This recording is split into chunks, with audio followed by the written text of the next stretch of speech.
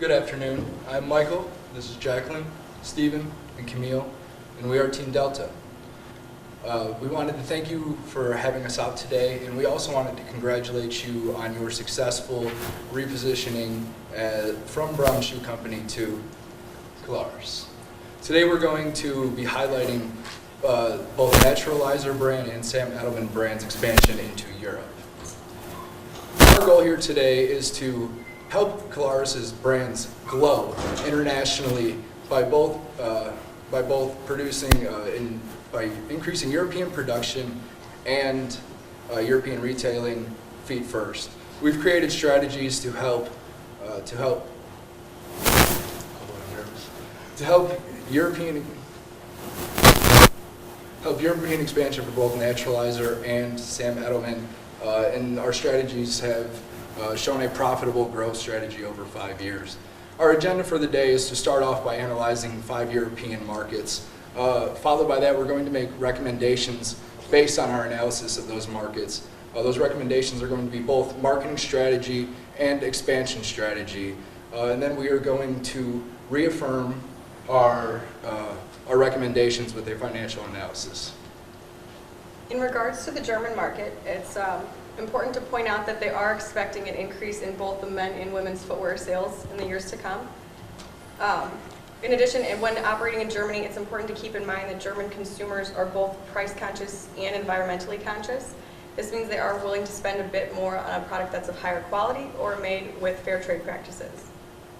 In regards to the UK footwear industry, it's important to note that they do have the highest population growth rate in the EU. In addition to this, they do have the lowest concentration of shopping centers, which has led to the increasing demand for online retailing, especially when there's quicker delivery and easy return process associated with it. People in the UK also prefer to buy EU-made brands, and they're also a little bit price conscious as well, but willing to spend the money on a bit higher quality. In regards to the French footwear industry, it's important to point out that they are seeking always style, but in addition, more recently, low cost as well. It's important to point out that they also prefer to shop at apparel specialist retailers and have become more accustomed to year-round promotional sales, which has led them to almost an unwillingness to pay full price for footwear and apparel. This has led to an increasing online demand because they're able to better shop around for prices and get the best deal, as well as online reviews. As regards to the Italian footwear industry, it's important to point out that quality is always a #1 issue for them, and there has also been an increase in demand for women especially for that lower cost footwear product. Also, the purchasing power parity is scattered here a bit. Lastly, in regards to the Spanish footwear industry, it's important to point out that there are major market players who dominate the market here, and there is a high unemployment level, but we do still see the prospective footwear sales overall increasing in the area, as well as the demand for growing online presence. So there are two main trends that we noticed, or that we feel have affected the European buyer preferences. One of which is the economic crisis that has hit Europe. Economic downfall has plagued many families. Has plagued many families. A lot of families can't afford the same price levels that they used to be able to. This has led to price-conscious consumers. Along with these price-conscious consumers is the increase in online retail. Online retail allows these consumers to search multiple brands, all at the comfort of their home. They could search different price points. And the chart behind me also illustrates the growth rate for internet retail for all 5 countries from the years 2008 to 2013. And if you would note that every single country has had positive growth within their internet retailing, with UK being the highest, followed by Germany. All right, our marketing strategy recommendation is not a recommendation, it is a requirement. It is a necessity. To compete within the European market, you must have a strong marketing plan. E-commerce and mobile commerce are facets that every consumer is using to purchase goods nowadays for the most part. Brown Shoe Company alone has experienced profit or increase in mobile commerce sales of almost 200% for 2013. And you can see that a lot of these e-commerce sites need to be custom tailored to the European countries in which they're put out to. Differences in trends, you're going to be able to address different consumer preferences by custom tailoring their website. A social media presence is crucial.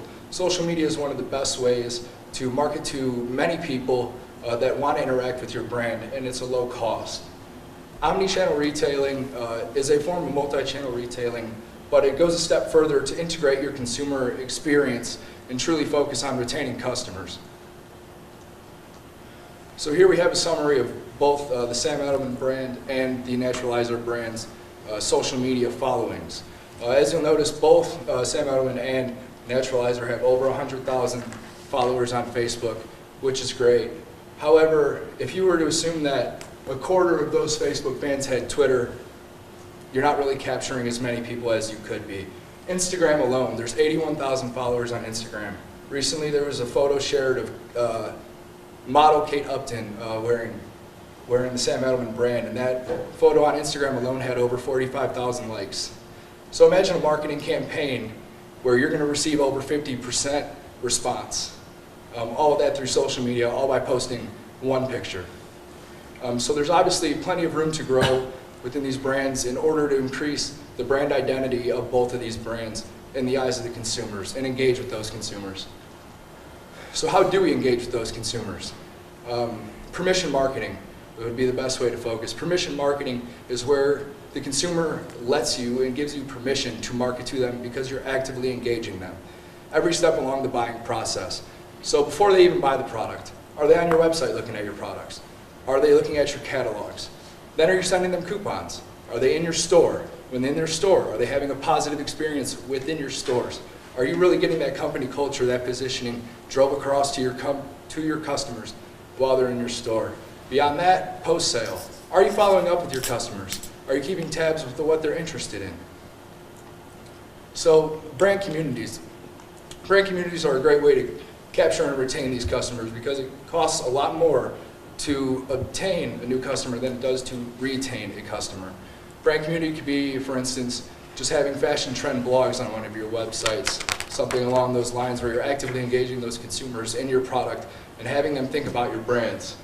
Loyalty memberships. Loyalty memberships are a great way to capture and target those price-conscious consumers within the European markets. You send them out a coupon.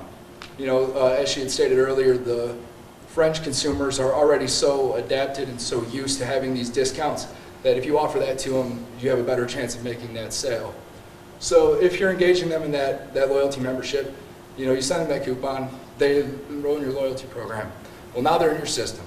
Now you're able to capture their data. And I truly feel that big data is a way for your company to stand out amongst all of the competitors, and if used properly and strategically, could be a core competency to differentiate yourselves from all other brands because you better address the consumers. Those metrics can include anything along the lines of how many shares have your Instagram photos had? How many shares have your Facebook photos had? How many people are commenting? If they're commenting, are you engaging with their comments? Are you giving them feedback? Are you catching their trends? If they're in your store and they're checking out online, if they're in your e-store and they're checking out online, but then they never finish the sale, are you following up with them to see why they didn't finish that sale? Are you going that extra step, offering them a coupon for that product, offering them custom tailored brands? If you identify what they're typically searching, you can custom tailor every internet experience and sometimes even in-store experiences for those customers. Now for the strategy. In terms of the strategy, we decided to break it down by brand. First, we're going to discuss the Naturalizer strategy. For the Naturalizer strategy, as Michael and Jackie alluded to, e-commerce is essential and social media marketing is essential. It's a must, it's imperative for continued growth of the business and market share. Along with that, because Naturalizer already has an international presence, we think it would be best to wholesale the product into established distributors already in the European market. One of the benefits of this is going to be the low cost. So because of the low cost, you'll have more flexibility in terms of trying to boost the e-commerce and the social media platform. As well, you can maintain the cost because of, maintain the price because of the low cost. Another recommendation we have is wholesaling the Dr. Scholl's brand. And we know that that is a brand that you only wholesale, and because it also has an international presence, we think it would be just as good to incorporate in that an established market because of the brand awareness. One of the companies that we suggest is Dyckman. Dyckman is Europe's largest shoe retailer. And the reason we picked Dyckman as a potential partner is because, one, it has an established e-commerce market, an established social media market. Next, we think it very much aligns with the same type of culture and attitude as Naturalizer. And it is also a recognized industry brand. And part of the European market is extremely important to have a physical presence, more so than e-commerce. So not only do you need the social media presence, but you also need the physical stores and also the online retail. As you can see, Dyckman is in 24 countries. So it is large. It is an extremely easy way to enter the market, especially with the low cost associated with it, compared to just entering the market by yourself. Now for Sam Edelman, we have a little bit of a different strategy. We suggest for Sam Edelman that we have more of a brick and mortar shop in 5 specific locations with a high emphasis on 3. The first one we would suggest is Paris. Paris has the highest purchasing power parity in Europe, with around 280,000 euros per capita per year. It also has the second highest population growth rate, with around 9% per year. Along with it being the #1 tourist destination in the world, with about 23 million tourists last year. The second place we would suggest is London. London had the highest growth last year in the population, with about 14%. And it is also the second largest power purchasing parity, with about 26,000 euros per capita per year. One of the, as I said before, one of the important things about the European market is a physical presence. So you need that physical presence. And the reason we picked these 2 markets specifically is because they're such high international markets, like I said about Paris being the #1 tourist destination in the world. The third place we would suggest is Milan. Milan is the capital fashion city of Italy, and some would even argue of the world, and a lot of trends start in Italy. And although these markets are extremely expensive, we believe that the cost would be worth it because of the potential brand recognition you can go in just these few locations. One of the alternatives to the Dyckman, because it has such an established e-commerce, is also ASOS. ASOS and Net-a-Porter are very famous online retailers in Europe. And in London, it was projected that by 2018, they will have projected online retail sales of around $288.86 billion. So that's a huge market. And as I said, it's extremely important that you not only establish the e-commerce, regardless if that's pairing with the ASOS, the Net-a-Porter, or the Dyckman, but you also create that social marketing, that brand awareness.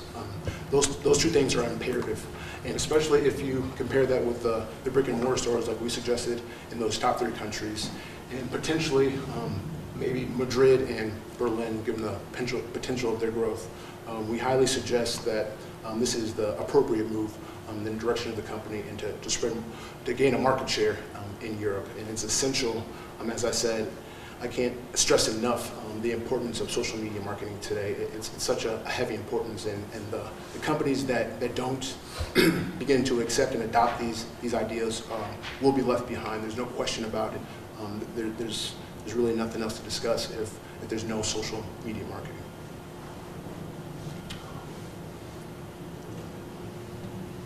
So why is the Sam Edelman strategy being recommended? simply because we found pricing discrepancies within its product line.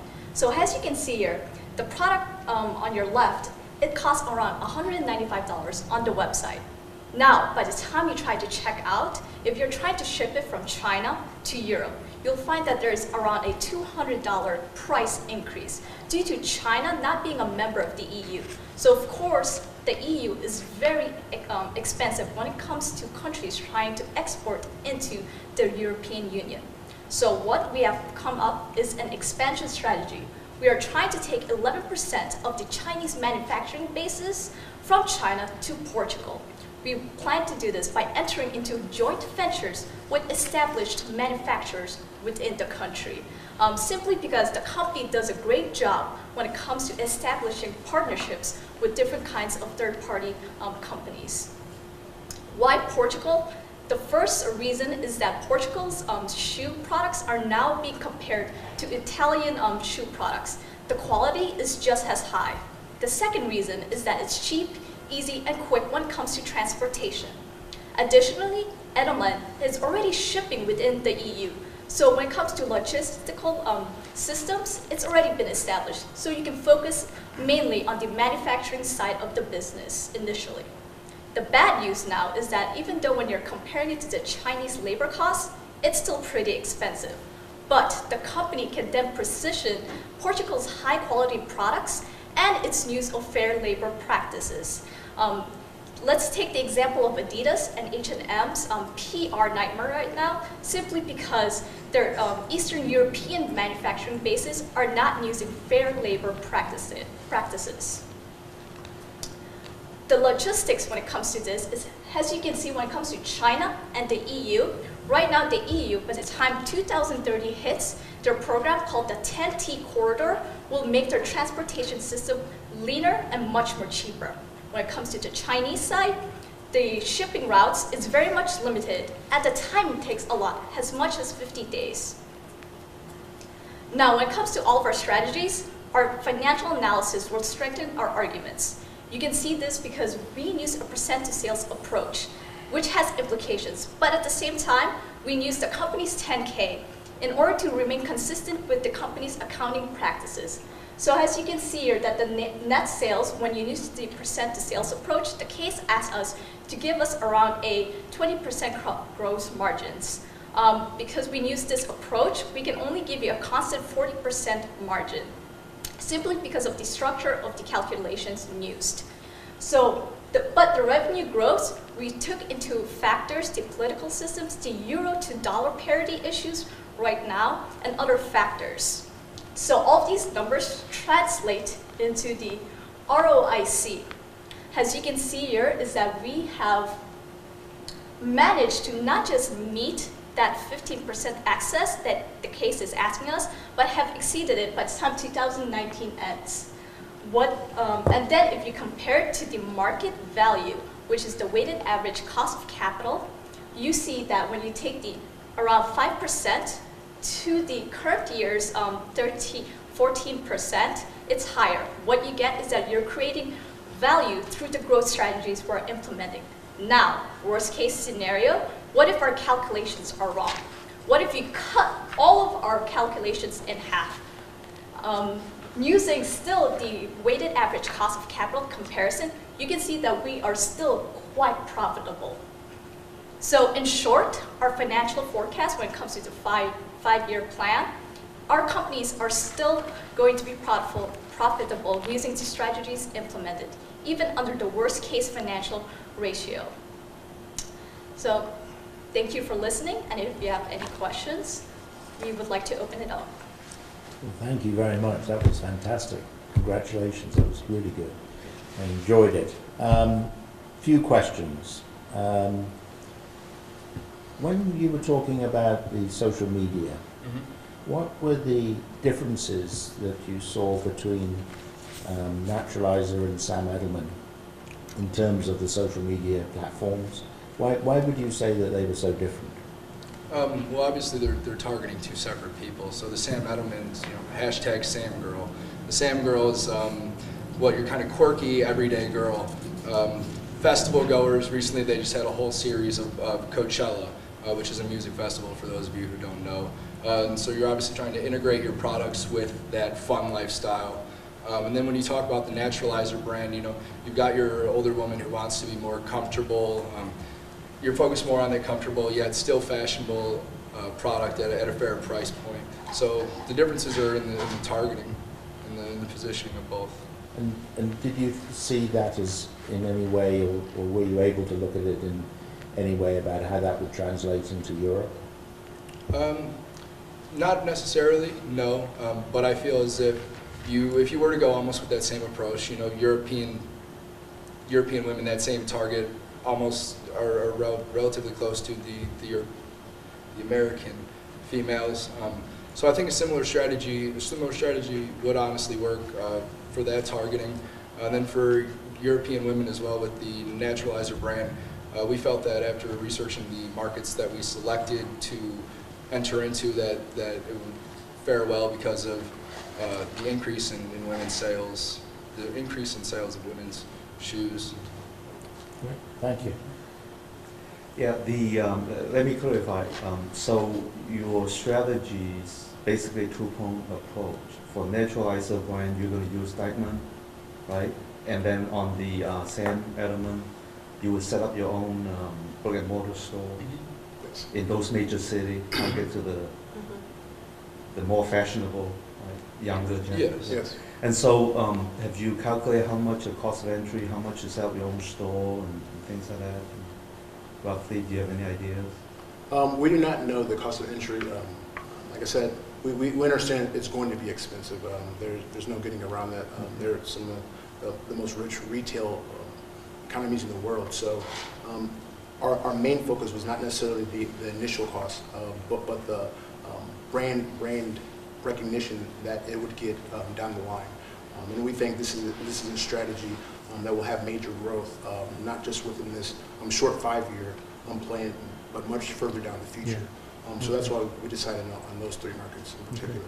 And additionally, when it came to the financial forecast, when it came to calculating the growth rates for the cost of goods sold and the expenses, we took into account the long-term aspect of the European Union economic crisis. Right now, you know how when it comes to quantitative easing that the EU is doing, where it's trying to purchase as much bonds as it wants, the credit rating is going to be favorable when it comes to the company's side. And that is one of the risks that the company in its 10K is trying to address. So when it came to the growth rate, we figured that using the percent to sales approach, it will increase, but at the same time, the euro to dollar parity issue also comes into play when it comes into that. So within the calculations, if you look back into the appendix, you'll see that we are slowly decreasing those numbers. So the import duty, what's the import duty into Europe versus in the US on the shoes? That you showed the example 390 versus 190.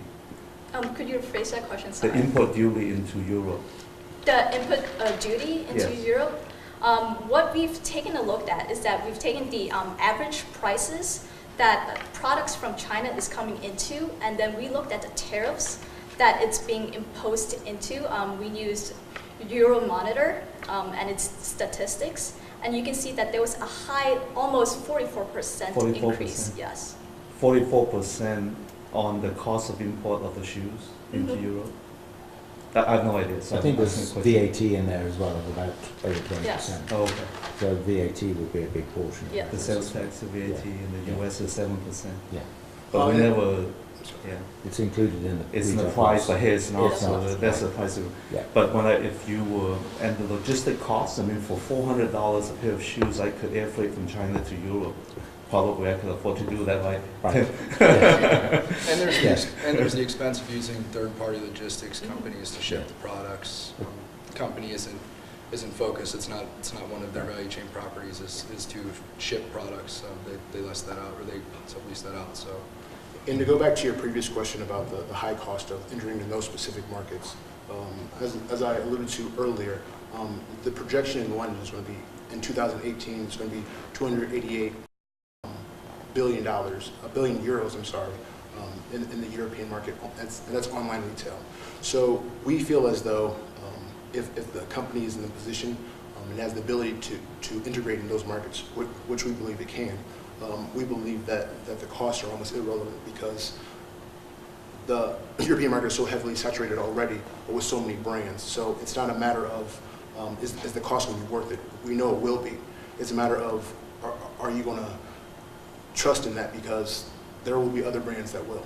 You have, I think we gave you different strategies in terms of not necessarily going with Daikin, but a few other European online retailers. So I think you have some options, but it'd be in your best interest, in the company's best interest, to take part in that now before it's too late. And just to kind of jump into that, the only way to compete with your competitors is to be in the same market. So the Daikin store, do they already have a variety of shoes, or how would you differentiate your shoe in that store, or why would they take your shoe? Definitely. We think it would be a mutual benefit. We feel that Deichmann it has very similar, I guess, core competencies as Naturalizer, because it's a very, even going back to Brown Shoe Line, I feel like it's very similar to the Famous Footwear. It's for the everyday family.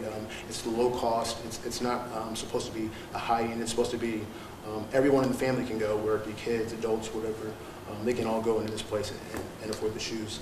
As well, we feel that building this partnership will be easy because they already have an established e-commerce market there.